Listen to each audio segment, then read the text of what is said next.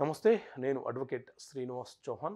డాక్యుమెంట్లను రిజిస్ట్రేషన్ చేయడం అవసరమా? రిజిస్ట్రేషన్ యాక్ట్, రిజిస్ట్రేషన్ చట్టం ప్రకారంగా ఏ డాక్యుమెంట్లు అయితే రిజిస్ట్రేషన్ కావాలో ఆ డాక్యుమెంట్లను మనం ఖచ్చితంగా రిజిస్ట్రేషన్ చేసుకోవాలి. ఉదాహరణకు మనం ఎవరి వద్ద నుంచైనా భూమిని కొనుగోలు చేస్తున్నాం అనుకోండి. అప్పుడు సేల్ డీడ్ జరుగుతుంది కాబట్టి ఆ సేల్ డీడ్ని రిజిస్ట్రేషన్ చేసుకోవాలి.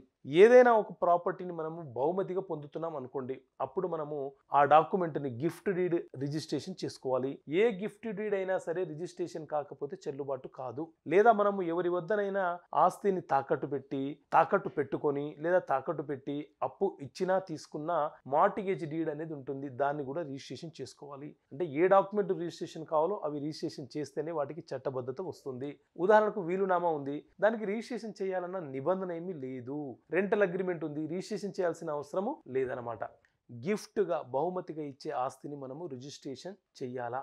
ఒక వ్యక్తి తాను కష్టపడి సంపాదించిన ఆస్తి తన వద్ద ఉంటే తను ఎవరికైనా సరే ఆ ఆస్తిని బహుమతిగా గిఫ్ట్గా ఇచ్చే అవకాశము, హక్కు అతనికి ఉంటుంది. ఆ గిఫ్ట్గా ఇచ్చేటప్పుడు ఆ ప్రాపర్టీ డాక్యుమెంట్ని ఏదైతే ఉందో, గిఫ్ట్ డీడ్ ఏదైతే ఉందో దానిని transfer of property act section 123 ప్రకారంగా, registration act section 17 subsection 1 clause A ప్రకారంగా ఖచ్చితంగా గిఫ్ట్ డీడ్ అనేది రిజిస్ట్రేషన్ చేయాలి.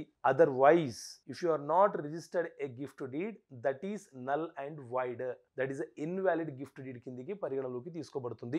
అన్నదమ్ములు ఆస్తి బాగా పంపిణీ చేసుకునేటప్పుడు రాసుకునే సెటిల్మెంట్ డీడ్ ని రిజిస్ట్రేషన్ చేసుకోవాలా? సాధారణంగా తరతరాలుగా వస్తున్న ఆస్తి కావచ్చు, లేకపోతే తండ్రి సంపాదించిన ఆస్తి, తండ్రి తదనంతరము ఆ ఆస్తి ఆ తండ్రికి ఉన్నటువంటి వారసులు ఎంతమంది ఉన్నారో వాళ్ళందరికీ కూడా సమాన భాగ పంపిణీ అనేది జరుగుతూ ఉంటుంది. అయితే అన్నదమ్ముల మధ్య భాగ పంపిణీ జరిగినప్పుడు ఎల్డర్స్ మధ్య, పెద్ద మనుషుల సమక్షంలో వీరు రాసుకునే ఫ్యామిలీ సెటిల్మెంట్ డీడ్ ఏదైతే ఉందో దానిని రిజిస్ట్రేషన్ చేసుకోవడం వల్ల ఆ సోదరులలో ఎవరైనా తిరిగి న్యాయస్థానంలో వెళ్ళి ఇతర సోదరులను ఇబ్బంది పెట్టే ప్రయత్నం చేస్తే ఆ ఫ్యామిలీ సెటిల్మెంట్ డీడ్ రిజిస్టర్డ్ అయి ఉంది కాబట్టి దానిని మనం న్యాయస్థానంలో ఎవిడెన్స్ గా చూపించి కావాలని ఉద్దేశపూర్వకంగా కేసు ఫైల్ చేసి వేరే వ్యక్తులను ఇబ్బంది పెట్టే ప్రయత్నం చేస్తున్నారని చెప్పి మనము ఆ డాక్యుమెంట్ ద్వారా ఆ కేసును డిస్మిస్ చేయించుకునే అవకాశం మనకు ఉంటుంది. కాబట్టి ఫ్యామిలీ సెటిల్మెంట్ రాసుకునేటప్పుడు ఖచ్చితంగా రిజిస్ట్రేషన్ చేసుకునే ప్రయత్నం చేయండి.